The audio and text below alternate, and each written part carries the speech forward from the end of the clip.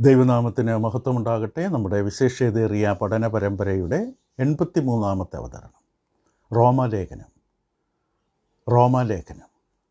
ദൈവത്തിൻ്റെ പരിശുദ്ധാത്മാവ് മനുഷ്യകുലത്തിന് നൽകി തന്ന ഉദാത്തമായി ഈടുറ്റ ഒരു ദൈവശാസ്ത്രപരമായ സമ്പന്നമായ ലേഖനം. ഈ ലേഖനത്തിൻ്റെ പ്രമേയം വിശ്വാസത്താലുള്ള നീതീകരണം അഥവാ ദൈവമുമ്പിൽ കയറിച്ചെന്ന് ശരിയായ തലത്തിൽ നിൽക്കുവാനുള്ള പ്രാപ്തി. അതെങ്ങനെ പ്രാപിക്കാം? കർമ്മമാർഗത്തിലൂടെയാണോ? അധ്വാനത്തിലൂടെയാണോ? ആചാരാനുഷ്ഠാനങ്ങളിലൂടെയാണോ? അതോ ദൈവം പറഞ്ഞിരിക്കുന്ന കാര്യങ്ങളിൽ വിശ്വാസമർപ്പിക്കുകയും അപ്രകാരം ദൈവകൃപ നേടുകയും ചെയ്യുന്നതിലൂടെയാണോ? ദൈവത്തിൻ്റെ പരിശുദ്ധാത്മാവ് ഈ ലേഖനത്തിൽ, റോമാലേഖനത്തിലുള്ളത് വളരെ മനോഹരമായി, വളരെ വിശദമായി അവതരിപ്പിക്കുകയാണ്. നാം ഇപ്പോൾ അതിൻ്റെ 4-ാം അധ്യായത്തിലാണ്. വിശ്വാസത്താലുള്ള നീതീകരണത്തെ നമുക്കായി മനസ്സിലാക്കി തരുവാൻ പൗലോസ് അപ്പോസ്തലൻ ദൈവത്തിൻ്റെ പരിശുദ്ധാത്മാവിൻ്റെ നിയന്ത്രണത്തിൽ ഇടപെടുമ്പോൾ, അവതരിപ്പിക്കുമ്പോൾ അബ്രഹാമിനെ അവതരിപ്പിച്ച് ഉദാഹരണമായി. എന്നിട്ട് അബ്രഹാമിനെ എന്തുകൊണ്ടാണ് പിതാവായ അബ്രഹാം, വിശ്വാസികളുടെ പിതാവ് എന്ന അബ്രഹാമിനെ പരാമർശിക്കാനുള്ള കാരണം എന്താണ്? വളരെ വ്യക്തമായിട്ട് തന്നെ പറഞ്ഞു. ആദ്യത്തെ കാരണം 9 മുതൽ 12 വേദഭാഗത്ത് നമ്മൾ വ്യക്തമായി കണ്ടു കഴിഞ്ഞു. അബ്രഹാമിനെ പിതാവെന്ന് അവതരിപ്പിക്കാൻ കാരണം അബ്രഹാം നീതീകരിക്കപ്പെട്ടു. അതായത് ദൈവമുമ്പിൽ ദൈവം അവനെ അനുഗ്രഹിച്ചതിൻ്റെ കാരണം പരിച്ഛേദനയിലൂടെയല്ല. പരിച്ഛേദന എന്ന നിയമം ലഭിക്കുന്നതിന് മുമ്പ് തന്നെ അബ്രഹാമിനെ ദൈവം നീതീകരിച്ചു. അതായത് അഗ്രചർമ്മം, പരിച്ഛേദന ഏൽക്കുന്നതിന് മുമ്പുള്ള അവസ്ഥയാണ് അഗ്രചർമ്മത്തോടു കൂടിയ അവസ്ഥ. അഗ്രചർമ്മത്തിൽ വെച്ച് തന്നെ ഉണ്ടായിരുന്ന വിശ്വാസനീതി. ദൈവത്തിൽ അബ്രഹാം വിശ്വസിച്ചു. ആ വിശ്വാസമാണ് അബ്രഹാമിനെ നീതിമാനായി ദൈവത്തിന് കണക്കിടുവാൻ കാരണമായത്. അബ്രഹാം നേടിയെടുത്തതല്ല, അധ്വാനപരമല്ല. ദൈവം പറഞ്ഞതുപോലെ വിശ്വസിച്ചു. പറഞ്ഞതുപോലെ ബന്ധുക്കളെ, ചാർച്ചക്കാരെ വിട്ട് ദൈവം കാണിച്ച ദേശത്തിലേക്ക് പുറപ്പെട്ടു. ഒരു പരദേശി യാത്ര പോലെ തൻ്റെ ജീവിതം മുന്നോട്ട് നടത്തി. ദൈവം പറഞ്ഞ വർഷം വരെ കാത്തിരുന്നു. വിശ്വാസത്തിൽ ക്ഷീണിച്ചില്ല, സംശയിച്ചില്ല. തൻ്റെ മകൻ ലഭിച്ചിട്ടും യാഗം കഴിക്കാൻ തയ്യാറായി. ദൈവത്തിലുള്ള വിശ്വാസം, ദൈവത്തിലുള്ള അടിയുറച്ച അചഞ്ചലമായ വിശ്വാസം. അബ്രഹാമിനോട് ദൈവം ഈ വാഗ്ദാനം ചെയ്ത് 14 വർഷത്തിന് ശേഷമാണ് പരിച്ഛേദന നിയമം വരുന്നത്. ഉൽപ്പത്തി 17-ാം അധ്യായം 11-ാം വാക്യം. ഉൽപ്പത്തി പുസ്തകത്തിൻ്റെ 15-ാം അധ്യായത്തിൻ്റെ 6-ാം വാക്യത്തിലാണ് അബ്രഹാം ദൈവത്തിൽ വിശ്വസിച്ചു, അത് അവന് നീതിയായി കണക്കിട്ടു എന്നുള്ളത്. രണ്ടാമതായി അബ്രഹാമിനെ പിതാവായി അറിയപ്പെടുന്നതിൻ്റെ കാരണം അബ്രഹാമിനെ ദൈവം നീതീകരിച്ചത് ന്യായപ്രമാണം നൽകപ്പെടുന്നതിന് മുമ്പാണ്. ദൈവഭൂമിയിൽ ജനത്തിനായി ന്യായപ്രമാണം നൽകി. ബൈബിൾ നമുക്ക് 3 കാലഘട്ടങ്ങളായി പഠിക്കുമ്പോൾ പിതാക്കന്മാരുടെ കാലം, മോശയുടെ അഥവാ ന്യായപ്രമാണ കാലം, ക്രിസ്തീയ കാലം. ഇപ്പം ന്യായപ്രമാണം, ദൈവം ഇസ്രായേൽ ജനത്തെ വേർതിരിച്ച് അവർക്കൊരു നിയമവ്യവസ്ഥ കൊടുത്തു, ന്യായപ്രമാണം. അപ്പോൾ ഇവിടെ ഇതാ പൗലോസ് 4-ാം അധ്യായത്തിലെ 13 മുതൽ 17 വരെ, കാരണം വളരെ വളരെ കഠിനമായ ബുദ്ധിമുട്ടുള്ള വേദഭാഗങ്ങളാണ് ഈ വിഷയങ്ങൾ അവതരിപ്പിക്കുന്ന ഭാഗങ്ങൾ. അതുകൊണ്ട് വളരെ ശ്രദ്ധയോടുകൂടി, പ്രാർത്ഥനയോടുകൂടി ഹൃദയം ദൈവത്തിൽ ഏൽപ്പിച്ചുകൊണ്ടായിരിക്കുക. 4-ാം അധ്യായം റോമാലേഖനം 13 മുതൽ വായിക്കട്ടെ. ലോക അവകാശിയാകും എന്നുള്ള വാഗ്ദത്തം അബ്രഹാമിനോ അവൻ്റെ സന്തതിക്കോ ന്യായപ്രമാണത്താലല്ല, വിശ്വാസത്തിൻ്റെ നീതിയാലല്ലോ ലഭിച്ചത്. എന്നാൽ ന്യായപ്രമാണമുള്ളവർ അവകാശികളെങ്കിൽ വിശ്വാസം വ്യർത്ഥവും വാഗ്ദത്തം ദുർബലവും എന്നു വരും. ന്യായപ്രമാണമോ കോപത്തിന് ഹേതുവാകുന്നു. ന്യായപ്രമാണം ഇല്ലാത്തടത്ത് ലംഘനവുമില്ല. അതുകൊണ്ട് കൃപാദാനം എന്ന് വരേണ്ടതിന് വിശ്വാസത്താൽ അത്രേ അവകാശികളാകുന്നത്. വാഗ്ദത്തം സകല സന്തതിക്കും ന്യായപ്രമാണമുള്ളവർക്ക് മാത്രമല്ല, അബ്രഹാമിൻ്റെ വിശ്വാസമുള്ളവർക്കും കൂടെ ഉറപ്പാകേണ്ടതിന് തന്നെ. 17-ാം വാക്യത്തിൻ്റെ ആരംഭം കൂടി വായിക്കാം. മരിച്ചവരെ ജീവിപ്പിക്കുകയും ഇല്ലാത്തതിനെ ഉള്ളതിനെ പോലെ വിളിക്കുകയും ചെയ്യുന്നവനായി താൻ വിശ്വസിച്ച ദൈവത്തിൻ്റെ ദൃഷ്ടിയിൽ അവൻ നമുക്കെല്ലാവർക്കും പിതാവാകേണ്ടതിന് തന്നെ. ഞാൻ നിന്നെ ബഹുജാതികൾക്ക് പിതാവാക്കി വെച്ചു എന്ന് എഴുതിയിരിക്കുന്നുവല്ലോ. അപ്പം പൗലോസ് തൻ്റെ ശ്രദ്ധ, തൻ്റെ ഊന്നൽ, തൻ്റെ സംസാരം, രണ്ടാമത്തെ വിഷയം, യഹൂദന്മാരെ സംബന്ധിച്ച് അവരെ മറ്റുള്ളവരിൽ നിന്നും വേർതിരിച്ച് നിർത്തിയ രണ്ടാമത്തെ അവരുടെ വിഷയമായിരുന്നു മോശയുടെ നിയമം, മോശയുടെ നൽകപ്പെട്ട പ്രമാണം. പൗലോസ് അപ്പോസ്തലൻ ഇവിടെ പറഞ്ഞു, ഇതിനകം തന്നെ പറഞ്ഞു, അബ്രഹാം നീതീകരിക്കപ്പെട്ടു, ദൈവത്താൽ നീതീകരിക്കപ്പെട്ടു പരിച്ഛേദന ഏൽക്കുന്നതിന് മുമ്പ്. ഇതാണ് ഇതുവരെ നമ്മൾ 12 വാക്യത്തിൽ പരാമർശിച്ചത്. അപ്പോൾ അബ്രഹാമിൻ്റെ നീതീകരണത്തിന് പരിച്ഛേദനയ്ക്ക് യാതൊരു പങ്കുമുണ്ടായിരുന്നില്ല. അങ്ങനെയാണെങ്കിൽ ന്യായപ്രമാണത്തിന് ഒട്ടുമില്ല. പരിച്ഛേദനയ്ക്ക് അബ്രഹാമിൻ്റെ നീതീകരണം എന്ന വിഷയത്തിൽ യാതൊരുവിധ സ്വാധീനവുമില്ല. അതുപോലെ അതിനേക്കാളും കുറച്ചാണ് ന്യായപ്രമാണം, അതിലൊട്ടുമില്ല. ഇപ്പം ഈ വേദഭാഗത്തിൽ ഊന്നി നിൽക്കുന്ന ഉയർന്നു നിൽക്കുന്നൊരു വാക്കുണ്ട്, വാഗ്ദത്തം. വാഗ്ദത്തം, ദൈവം അബ്രഹാമിനും അവൻ്റെ സന്തതികൾക്കും നൽകിയ വാഗ്ദത്തം. 13-ാം വാക്യം ആരംഭമായി മാത്രം നോക്കാം. ലോക അവകാശിയാകുമെന്നുള്ള വാഗ്ദത്തം അബ്രഹാമിനോ അവൻ്റെ സന്തതിക്കും, അബ്രഹാമിനോ അവൻ്റെ സന്തതി പരമ്പരകൾക്കും ദൈവം നൽകിയൊരു വാഗ്ദത്തം. വാഗ്ദത്തം എന്ന വാക്ക് 13 മുതൽ 21 വരെയുള്ള വാക്യത്തിൽ വളരെയധികം തവണ കാണുന്ന വാക്കാണ് ഈ വാഗ്ദത്തം എന്ന വാക്ക്. എൻ്റെ നാമരൂപത്തിൽ 4 തവണ 4 വാക്യത്തിൽ കാണാം. 13-ാം വാക്യം, 14-ാം വാക്യം, 16-ാം വാക്യം, 20-ാം വാക്യം. വാഗ്ദത്തം, വാഗ്ദത്തം. അതിൻ്റെ ക്രിയാരൂപം 21-ാം വാക്യത്തിലും കാണാം, വാഗ്ദത്തം ചെയ്തത് എന്ന ആശയത്തിൽ. ഇവിടെ എല്ലാം ഉദ്ദേശിക്കുന്നത് അബ്രഹാമിനും അവൻ്റെ സന്തതികൾക്കും നൽകപ്പെട്ട വാഗ്ദാനം. ലോക അവകാശിയാകും, ലോകത്തിൻ്റെ അവകാശിയാകും എന്നതാണ് ദൈവം പറഞ്ഞ വാഗ്ദാനം. തുടർന്നുള്ള വേദഭാഗത്തിൽ നമ്മൾ ഇതിനെ വാഗ്ദത്തം എന്ന പേരിൽ പരാമർശിക്കുമ്പോൾ അതാണ് അർത്ഥം. പക്ഷേ ഉൽപ്പത്തി പുസ്തകം പഠിക്കുമ്പോൾ ദൈവം അബ്രഹാമിൻ്റെ ഇത് പ്രത്യേകമായിട്ട് നിന്നെ ലോക അവകാശിയാക്കും എന്നുള്ളൊരു വാഗ്ദത്തം കാണാൻ കഴിയില്ല. അവിടെ അബ്രഹാമിന് നീ സഞ്ചരിക്കുന്ന ദേശം നിനക്ക് തരുമെന്ന് ദേശത്തെക്കുറിച്ചൊരു വാഗ്ദാനം നൽകപ്പെട്ടു. അബ്രഹാമിനും അവൻ്റെ സന്തതി പരമ്പരകൾക്കും ആ ദേശം അവർക്ക് ദൈവം കൊടുത്തു. കനാൻ ദേശം ദൈവം പറഞ്ഞ അളവനുസരിച്ച് തന്നെ ആ ദേശം അവർ കൊടുത്തു. രാജാവായ ദാവീദും ശലോമോനൊക്കെ അതിൽ വാഴുകയും ചെയ്തു. അതുകൊണ്ട് ആ വാഗ്ദാനം ഇനി കാത്തിരിക്കേണ്ട കാര്യമില്ല, ദൈവം അവർക്ക് ആ വാഗ്ദാനം കൊടുത്തു. ഇസ്രായേൽ ജനത ആ വാഗ്ദാന പ്രകാരം ഒരു ദേശം സ്വന്തമാക്കി. അത് ഉൽപ്പത്തി 15:18 അതിൻ്റെ വിസ്തൃതി കാണാം. 2 ശമൂവേൽ 8:3 അതിൻ്റെ പരാമർശം കാണാം. 1 രാജാക്കന്മാർ 8-ാം അധ്യായത്തിൻ്റെ 65-ാം വാക്യത്തിൽ രാജാക്കന്മാർ അതിൽ ഭരിച്ചിരുന്നതായിട്ട് കാണാം ആ ദേശം. അപ്പോൾ ഇവിടെ പൗലോസ് അപ്പോസ്തലൻ ലോക അവകാശിയാകുമെന്നുള്ള വാഗ്ദത്തം എന്ന് പറയുമ്പോൾ ദൈവം അബ്രഹാമിനോട് നൽകിയ എല്ലാ വാഗ്ദാനങ്ങളെയും ഒന്ന് സംഗ്രഹിച്ചുകൊണ്ട് പൗലോസ് അപ്പോസ്തലൻ പറയുകയാണ്. ഒരു പക്ഷേ അതിൽ ഏറ്റവും പ്രധാനമായിട്ടുള്ളത് ഉൽപ്പത്തി 22:18 അബ്രഹാം തൻ്റെ മകനെ ഇസ്ഹാക്കിനെ യാഗം കഴിക്കുന്ന സമയത്ത്, അതിന് തയ്യാറായ സമയത്ത് ദൈവം പറഞ്ഞൊരു വാഗ്ദാനമുണ്ട്, നിൻ്റെ ഈ സന്തതിയിൽ ഭൂമിയിലെ സകല ജനങ്ങളും അനുഗ്രഹിക്കപ്പെടും. ഉൽപ്പത്തി പുസ്തകത്തിൻ്റെ 22-ാം അധ്യായത്തിൻ്റെ 18-ാം വാക്യം. അത് നമുക്ക് ഉൽപ്പത്തി 12:3 കാണാം. ഉൽപ്പത്തി 22:18 ഇപ്രകാരമാണ് ആ വാഗ്ദാനം അവിടെ ഓർമ്മിപ്പിച്ചത്. നീ എൻ്റെ വാക്കനുസരിച്ചതുകൊണ്ട് നിൻ്റെ സന്തതി മുഖാന്തരം ഭൂമിയിലുള്ള സകല ജാതികളും അനുഗ്രഹിക്കപ്പെടും എന്ന് ഞാൻ എന്നെക്കൊണ്ട് തന്നെ സത്യം ചെയ്തിരിക്കുന്ന യഹോവ അരുളി ചെയ്യുന്നു. നേരത്തെ പരാമർശിച്ചതാണ്. പക്ഷേ ഈ ഒരു സംഭവത്തിന് ശേഷം ദൈവം ഞാൻ എന്നെക്കൊണ്ട് തന്നെ സത്യം ചെയ്തിരിക്കുന്നു, നിൻ്റെ സന്തതി മുഖാന്തരം ഭൂമിയിലെ സകല ജാതികളും അനുഗ്രഹിക്കപ്പെടും. ഇതിനെക്കുറിച്ച് പൗലോസ് അപ്പോസ്തലൻ പറഞ്ഞു, ഇത് മശിഹാ വാഗ്ദാനമാണ്. ഗലാത്യർക്കെതിരെ ലേഖനം 3-ാം അധ്യായത്തിൻ്റെ 16-ാം വാക്യത്തിൽ പൗലോസ് അപ്പോസ്തലൻ സംസാരിക്കുമ്പോൾ ഇപ്രകാരമാണ് പറഞ്ഞത് ഈ വാഗ്ദാനത്തെക്കുറിച്ച്. എന്നാൽ അബ്രഹാമിനും അവൻ്റെ സന്തതിക്കും വാഗ്ദത്തങ്ങൾ ലഭിച്ചു. സന്തതികൾക്കും എന്ന അനേകരെക്കുറിച്ചല്ല, നിൻ്റെ സന്തതിക്കും എന്ന് ഏകനെക്കുറിച്ചത്രേ പറഞ്ഞത്. ഏകൻ, അത് മശിഹായെക്കുറിച്ച്, അത് ക്രിസ്തു തന്നെ.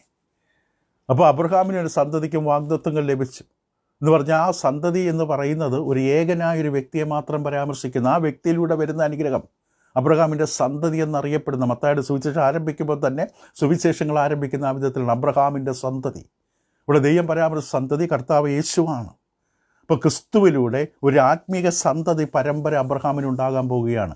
ജഡികമായ അബ്രഹാമിൻ്റെ വംശപാരമ്പര്യമല്ല, ഒരു ആത്മീക അബ്രഹാമിൻ്റെ വിശ്വാസം പിന്തുടരുന്ന ഒരു ആത്മീക പരമ്പരയുണ്ടാകുന്നു. അവർ ലോകത്തിൻ്റെ അവകാശികളാകും. ഒരു വിധത്തിൽ കർത്താവ് യേശുക്രിസ്തു ഗിരിപ്രഭാഷണത്തിൽ മത്തായിയുടെ സുവിശേഷം 5-ാം അധ്യായത്തിൻ്റെ 5-ാം വാക്യത്തിൽ പറഞ്ഞു, സൗമ്യതയുള്ളവർ ഭാഗ്യവാന്മാർ, അവർ ഭൂമിയെ അവകാശമാക്കും. ആ അർത്ഥത്തിലാണത് പറഞ്ഞത്. അല്ല, ഭൂമിയിൽ വീണ്ടും ജീവിക്കുമെന്നല്ല, മരിച്ചുപോയവർ ഭൂമിയെ അവകാശമാക്കും. പൗലോസ് അപ്പോസ്തലൻ കൊരിന്ത് സഭയ്ക്ക് എഴുതുമ്പോൾ കൊരിന്ത് സഭയ്ക്ക് അതിൻ്റെ 1-ാം ലേഖനത്തിൻ്റെ 3-ാമത്തെ 21-ാം വാക്യത്തിൽ പൗലോസ് ഇപ്രകാരമാണ് കൊരിന്ത് സഭയിലുള്ള വിശ്വാസികളെ ആശ്വസിപ്പിച്ചുകൊണ്ട് എഴുതിയത്.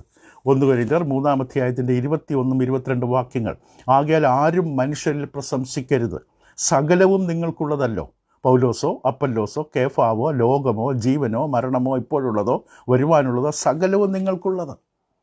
സകലവും നിങ്ങൾക്കുള്ളൂ. എന്തുകൊണ്ടാണ് അങ്ങനെ ഒരു ആശയത്തെ പറയാൻ കാരണം? കാരണം സകലവും ദൈവത്തിൻ്റേതാണ്. സകലവും ദൈവത്തിൻ്റേതാണ്. നാം ദൈവത്തിൻ്റെ മക്കളാണ്. അപ്പോൾ ദൈവത്തിനുള്ളതെല്ലാം നമ്മുടേതാണ്. ആ അർത്ഥം പോലെ ഇപ്പോൾ ഇവിടെ ദൈവം തൻ്റെ ജനത്തെ കാത്തു സൂക്ഷിക്കും, ക്ഷേമത്തോടെ പരിപാലിക്കുക എന്നുള്ളത് ദൈവം എപ്പോഴും പറയുന്ന സത്യമാണ്. ഗിരിപ്രഭാഷണം, മത്തായിയുടെ സുവിശേഷം 6-ാം അധ്യായം, വയലിലെ താമരയെ നോക്കുവിൻ, പൂക്കളെ നോക്കുവിൻ, പക്ഷികളെ നോക്കുവിൻ, ഞാൻ അവരെ പരിപാലിക്കുന്നെങ്കിൽ നിങ്ങളെ എത്രയധികം. മത്തായിയുടെ സുവിശേഷം 6-ാം അധ്യായം 25 മുതൽ 33 വരെ. ഒരു വാഗ്ദത്വം. ഈ വേദഭാഗത്ത് ഉയർന്നു നിൽക്കുന്ന വാക്കാണ് വാഗ്ദത്വം എന്ന വാക്ക്. പക്ഷേ ഈ വാഗ്ദത്വ നിവൃത്തി ന്യായപ്രമാണത്താലല്ല. റോമലേഖനം 4-ാം അധ്യായം 13-ാം വാക്ക് ശ്രദ്ധിക്കുക, വളരെ ശ്രദ്ധിച്ചിരിക്കുക. എന്നാലേ നമുക്ക് മനസ്സിലാക്കുകയുള്ളൂ. മനസ്സിലാക്കിയില്ലെങ്കിൽ നമുക്ക് അടിസ്ഥാനം നഷ്ടപ്പെടും. അബ്രഹാമിനെക്കുറിച്ചുള്ള ആ വലിയ സത്യങ്ങൾ വിട്ടുപോകും. ഇവിടെ ലോകാവകാശി എന്നുള്ള വാഗ്ദത്തം അബ്രഹാമിനോ അവൻ്റെ സന്തതികൾക്കോ ന്യായപ്രമാണത്താലല്ല, വിശ്വാസത്താൽ. ന്യായപ്രമാണത്താലല്ല, വിശ്വാസത്തിൻ്റെ നീതിയാലല്ലോ ലഭിച്ചത്. ന്യായപ്രമാണം അബ്രഹാമിൻ്റെ വാഗ്ദത്തത്തിൻ്റെ നിവർത്തീകരണത്തിന് അടിസ്ഥാനമല്ല. ഇപ്പോൾ ദൈവം അബ്രഹാമിന് വാഗ്ദാനം കൊടുത്തു, സന്തതികൾക്ക് വാഗ്ദാനം കൊടുത്തു.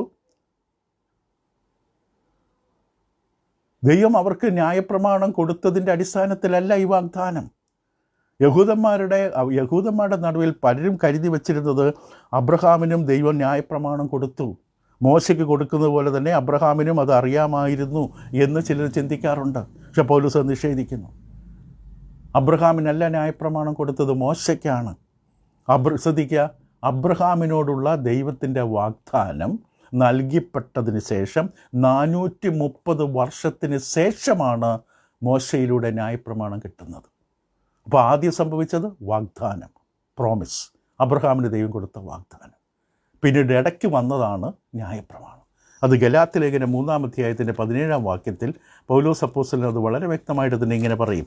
ഗലാത്യർ 3:17, ഞാൻ പറയുന്നതിൻ്റെ താല്പര്യമോ 430 ആണ്ട് കഴിഞ്ഞിട്ടുണ്ടായ ന്യായപ്രമാണം വാഗ്ദത്തത്തെ നീക്കുവാൻ തക്കവണ്ണം അത് ദൈവം മുമ്പ് ഉറപ്പാക്കിയ നിയമത്തെ ദുർബലമാക്കുന്നില്ല. ന്യായപ്രമാണം വന്നുകൊണ്ട് വാഗ്ദത്തം നീങ്ങിപ്പോകില്ല. ദൈവം നേരത്തെ കൊടുത്ത ഉറപ്പ് ദുർബലമാകില്ല. ന്യായപ്രമാണം ഇടയ്ക്ക് കൂട്ടിച്ചേർത്തതാണെന്ന് ദൈവാത്മാവ് പറയും. അപ്പോൾ വ്യക്തമായിട്ട് ഇവിടെ കാണാൻ സാധിക്കുന്നത് അബ്രഹാമിൻ്റെ ലോകാവകാശിയാകുമെന്നുള്ള വാഗ്ദത്തം അബ്രഹാമിനോ അവൻ്റെ സന്തതി പരമ്പരകൾക്കോ ലഭിച്ചത് വിശ്വാസത്തിൻ്റെ നീതിയാലാണ്. ദൈവത്തിലുള്ള വിശ്വാസം, അത് നിമിത്തം ലഭിച്ച നീതീകരണം. അപ്പോൾ ഇതൊരു വലിയ വസ്തുതയാണ്. മോശയിലൂടെ നൽകപ്പെട്ട ന്യായപ്രമാണം 430 വർഷങ്ങൾക്ക് 4 നൂറ്റാണ്ടുകൾക്ക് ശേഷം വന്നതാണ്. അതിന് വളരെ വ്യക്തമായ തെളിവാണ്. ഈ വാഗ്ദത്ത നിവൃത്തിക്ക് ന്യായപ്രമാണത്തിന് ഒരു പങ്കുമില്ല. ന്യായപ്രമാണം ലഭിച്ചതുകൊണ്ട് വാഗ്ദാനം ദൈവം മറന്നു കളഞ്ഞില്ല. വാഗ്ദാനം അവിടെ തന്നെയുണ്ട്. ന്യായപ്രമാണം വന്നു പോയി. യേശു ക്രൂസിൽ മരിച്ചപ്പോൾ ന്യായപ്രമാണം പോയി. വാഗ്ദത്തം അവിടെ തന്നെയുണ്ട്. ഇന്നും നാം അതിൻ്റെ കീഴിലാണ്. ദൈവം അബ്രഹാം എടുത്ത വാഗ്ദാനം. അതുകൊണ്ടാണ് നാം അബ്രഹാമിനെ വിശ്വാസികളുടെ പിതാവെന്ന് വിളിക്കുന്നത്. ഇപ്പം പൗലോസ് അപ്പോസ്തലൻ അവിടെ അവസാനിപ്പിക്കുന്നില്ല. ഈ അവസരത്തിൽ ഉപയോഗിച്ചുകൊണ്ട് ഈ വൈരുദ്ധ്യം വീണ്ടും അവതരിപ്പിക്കുകയാണ്. ന്യായപ്രമാണവും കർമ്മം, പ്രവൃത്തികൾ എന്ന വ്യവസ്ഥയും കൃപയും വിശ്വാസം എന്ന വ്യവസ്ഥയും ഈ പശ്ചാത്തലത്തിൽ വ്യക്തമായി നമ്മൾ കാണിച്ചു തരുന്നു. ഇവിടെ പറയുമ്പോൾ 13-14 വാക്യങ്ങളിൽ മോശയുടെ ന്യായപ്രമാണമാണ് പ്രധാന വിഷയം. കാരണം താൻ സംസാരിക്കുന്ന യഹൂദന്മാരോടാണ്. അവരെ സംബന്ധിച്ച ന്യായപ്രമാണം എന്ന് പറയുമ്പോൾ മോശയുടെ ന്യായപ്രമാണം. അപ്പം വാഗ്ദാന നിവർത്തി നിയമമനുസരിക്കുന്നതിൻ്റെ അടിസ്ഥാനത്തിലാണെങ്കിൽ വാഗ്ദത്തം ഒരിക്കലും നിവൃത്തിയാകില്ല. വാഗ്ദാനം പൂർണ്ണമാകുന്നത് നിയമമനുസരിച്ചതിൻ്റെ അടിസ്ഥാനത്തിലാണെങ്കിൽ ആ നിയമം വന്നത് തന്നെ 430 വർഷങ്ങൾക്ക് ശേഷമാണ്. അപ്പോൾ ഈ നിയമം അനുസരിക്കുന്നതിൻ്റെ അടിസ്ഥാനത്തിലാണ് വാഗ്ദാനം നിവൃത്തിയാണെങ്കിൽ നിയമം ലോകാവസാനം വരെ എന്നും പൂർണ്ണമാകാതെ നിലനിൽക്കും. കാരണം ന്യായപ്രമാണം പൂർണ്ണമായി തികവോടെ അനുസരിക്കാൻ ആർക്കും പറ്റില്ല. അപ്പോൾ ഇവനെങ്ങനെ വാഗ്ദാനം നിവൃത്തിയാകും? അപ്പോൾ വാഗ്ദാന നിവൃത്തി ന്യായപ്രമാണം അനുസരിക്കുന്നതിൻ്റെ അടിസ്ഥാനത്തിലാണെങ്കിൽ വാഗ്ദാനം ഒരിക്കലും നിവൃത്തിയാകില്ല. അബ്രഹാമിന് പോലും ദൈവം നൽകിക്കൊടുത്ത ന്യായപ്രമാണത്തെ തികവോടെ പൂർണ്ണതയോടെ അനുസരിക്കാൻ കഴിയില്ല. അപ്പോൾ പൗലോസ് പറയുന്നത് എന്താണ്? വാഗ്ദാന നിവൃത്തി എന്ന് പറയുന്നത് കൃപ, വിശ്വാസം എന്ന വ്യവസ്ഥയിൽ അടിസ്ഥാനപ്പെട്ടു. 13 വാഗ്ദത്തം പറഞ്ഞു. ആ വാഗ്ദാനം അബ്രഹാമിന് സന്തതിക്കോ ന്യായപ്രമാണത്താലല്ല, വിശ്വാസത്തിൻ്റെ നീതി, കൃപയാലുള്ള വിശ്വാസത്താലാണ് അത് പൂർത്തിയാകുന്നത്. 14 വാക്യത്തിലേക്ക് വരുമ്പോൾ, എന്നാൽ ന്യായപ്രമാണമുള്ളവർ അവകാശികളെങ്കിൽ, ഇപ്പം ന്യായപ്രമാണം കിട്ടിയത് കൊണ്ടാണ് വാഗ്ദാനപ്രകാരം ലോകാവകാശിയാകുമെന്നുള്ള വാഗ്ദാനം നേടിയതെങ്കിൽ അപ്പോൾ വിശ്വാസം എന്താണ്? വ്യർത്ഥം. വാഗ്ദാനം എന്താണ്? ദുർബലം എന്ന് വരും. രണ്ട് കാര്യങ്ങൾ അതുകൂടെ പറഞ്ഞു അവസാനിപ്പിക്കുക, ബാക്കി അടുത്ത ദിവസം തുടരാം. രണ്ട് കാര്യങ്ങൾ സംഭവിക്കും. ഈ വാഗ്ദാന നിവൃത്തി പ്രമാണമനുസരിക്കുന്ന അടിസ്ഥാനത്തിലാണെങ്കിൽ വിശ്വാസം വ്യർത്ഥം. വിശ്വാസം എന്ന മാർഗം പിന്നെ ആവശ്യമില്ല.